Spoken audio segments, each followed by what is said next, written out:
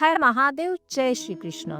हमारे धार्मिक ग्रंथों में कहा गया है कि अगर कोई व्यक्ति वर्ष में आने वाली अनेक व्रत और उपवास का पालन नहीं कर पाता तो कम से कम उसे प्रत्येक मास में आने वाली दो एकादशी का पालन अवश्य करना चाहिए।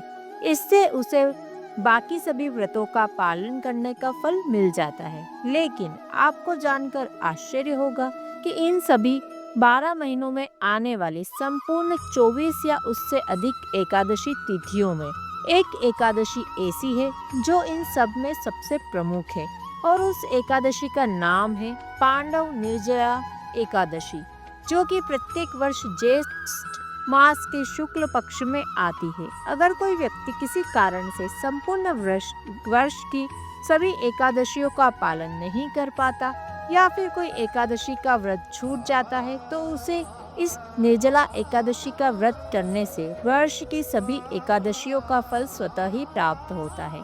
श्री व्यास देव जी कहते हैं, इस निर्जला एकादशी का पालन करने से सभी तीर्थों में स्नान करने का पुण्य फल मिलता है। मृत्यु के समय यमदूतों के जगह पर सुंदर सुंदर विष्णु दूत आते हैं और वे हमें वैकुंठ धाम लेकर जाते हैं। यहाँ तक कि ऐसा कहा जाता है, इस पांडव निर्जला एकादशी की कथा का श्रवण करने वाले व्यक्ति को भी अमावस्या के साथ आने वाली प्रतिपदा के दिन पितरों को दिया हुआ तर्पण का फल प्राप्त होता है। यानी कि यह वह विशेष दिन होता है जिस दिन पितरों का तर्पण किया जाए तो उसका सबसे अच्छा पुण्य फल प्राप्त होता है और वह पुण्य फल इस पांडव निर्जला एकादशी व्रत करने से मिलता है। इस एकादशी के दिन जो भी मनुष्य गोदान करता है वह भी अपने समस्त पाप कर्मों से मुक्त हो जाता है, चाहे उसके पाप कितने ही बड़े क्यों ना हो, लेकिन फिर भी वह एकादशी हर प्रकार के पापों का नाश करने के लिए सक्षम है। तो चलिए ऐसी मंगलमय एकादशी के अवसर पर हम एक पौराणिक कथा का श्रवण करते हैं।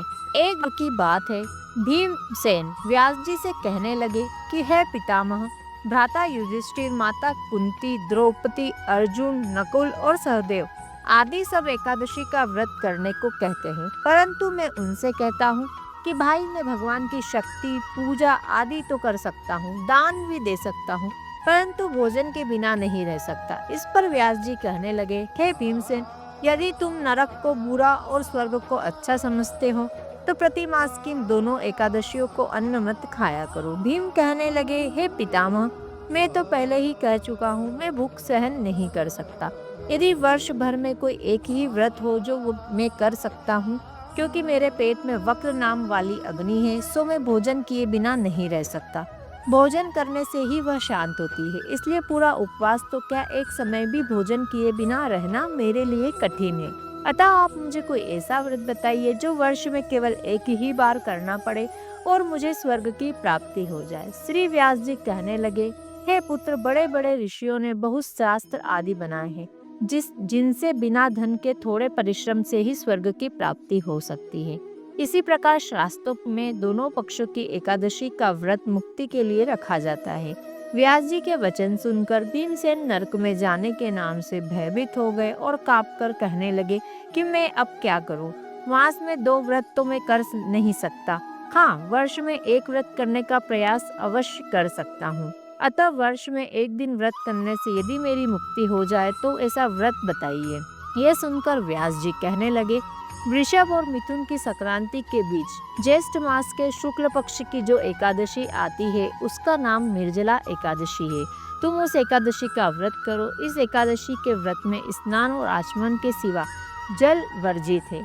आचमन में 6 मास से अधिक जल नहीं होना चाहिए, अन्यथा वह मद्यपान के सदृश हो जाता है। इस दिन भोजन नहीं करना चाहिए क्योंकि भोजन करने से व्रत नष्ट हो जाता है। यदि एकादशी को सूर्यास्त लेकर द्वादशी के सूर्यास्त तक जल ग्रहण न करे तो उसे सारी एकादशियों के व्रत का फल प्राप्त होता है। द्वादशी को सूर्योदय से पहले उठकर स्नान आदि करके ब्राह्मणों का दान आदि देना चाहिए। इसके पश्चात भूखे और सत्पात्र ब्राह्मण को भोजन कराकर फिर आप भोजन कर लेना चाहिए। इसका फल पूरे वर्ष की संपूर्ण एकादशियों के बराबर होता है। व्यास जी कहने लगे, हे भीमसेन, यह मुझको स्वयं भगवान ने बताया है। इस एकादशी का पुण्य समस्त तीर्थों और दानों से अधिक है।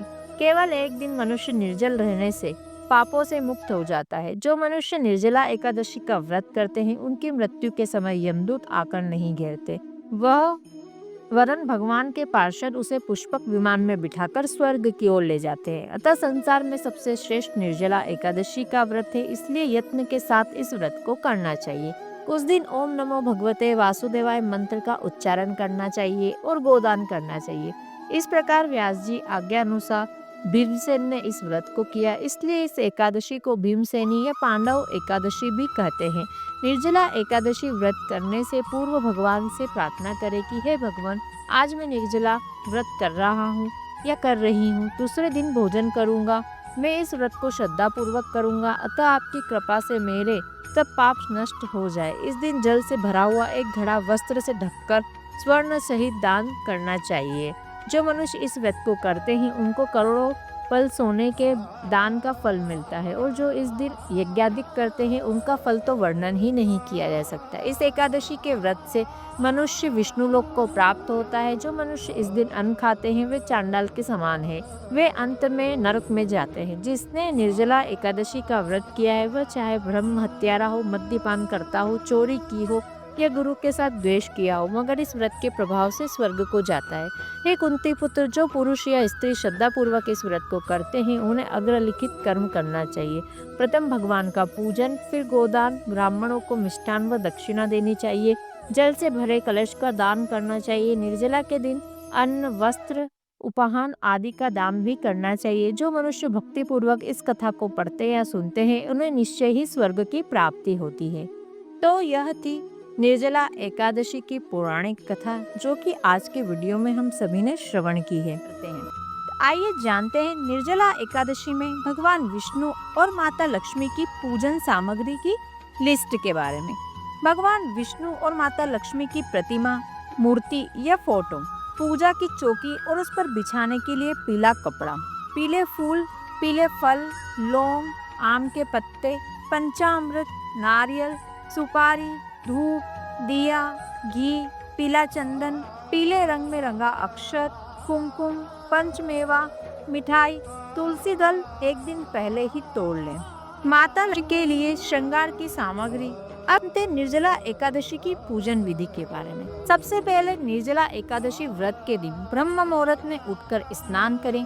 उसके बाद साफ स्वच्छ कपड़े पहने भगवान विष्णु का ध्यान कर व्रत का संकल्प अपने घर के मंदिर में करें। इस दिन पूरे दिन को बिना जल, बिना भोजन ग्रहण किए व्रत रखना है। शाम के समय एक स्वच्छ स्थान पर चौकी लगाएं, उस पर विष्णु जी और माता लक्ष्मी की प्रतिमा को स्थापित करें। अब जो भी पूजन सामग्री आप लेकर बैठे हैं, भी पूजन सामग्री एक एक कर कर भगवान विष्णु और माता लक्ष्मी को समर्पित करते जाएं। पूजा सामग्री में चंदन, तुलसी पत्र, फूल, फल, धूप, दीप आदि सभी भगवान को आपको चढ़ाना है। भगवान को सभी सामग्री अर्पित करने के बाद निर्जला एकादशी कथा का श्रवण करें, पठन करें। आखिर में आरती कर पूजा संपन्न करें। आरती के बाद भगवान को भोग में नैवेद्य यानी फल और मिठाई अर्पित करें। जो पंचामृत आपने तैयार किया है, पंचामृत में तुलसी दल रखकर भगवान को समर्पित करें। पूर्ण पूजा होने के बाद नारियल पर दक्षिणा रखकर भगवान को अर्पित करें और हाथ जोड़कर पूजा में हुई गलती के लिए क्षमा याचना करें और अपने मन की एक मनोकामना भगवान विष्णु और लक्ष्मी से कर लीजिए। अब आपके निर्जला एकादशी की पूजा संपूर्ण हो गई है। निर्जला एकादशी का व्रत अत्यंत कठिन होता है क्योंकि इसमें जल का त्याग किया जाता है। व्रत रखने से पहले अपने शारीरिक क्षमता का ध्यान अवश्य रखें। आशा है वीडियो आपको उपयोगी लगा होगा, अच्छा लगा होगा। वीडियो उपयोगी लगा हो तो वीडियो को लाइक करके कमेंट में जय श्री कृष्णा अवश्य लिखें और ऐसे ही महत्वपूर्ण जानकारियों के लिए, व्रत त्योहारों उपायों की जानकारी के लिए चैनल को सब्सक्राइब कर लीजिए और बेल आइकन प्रेस कर लीजिए। वीडियो देखने के लिए आपका धन्यवाद। हर हर महादेव, जय श्री कृष्णा।